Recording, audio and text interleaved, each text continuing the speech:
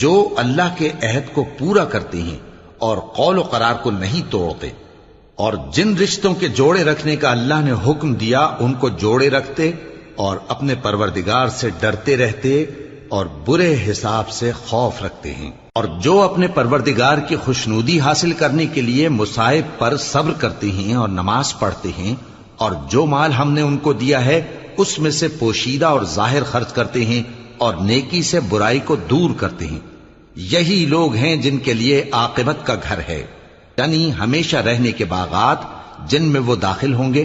اور ان کے باپ دادوں اور بیویوں اور اولاد میں سے جو نیکوکار ہوں گے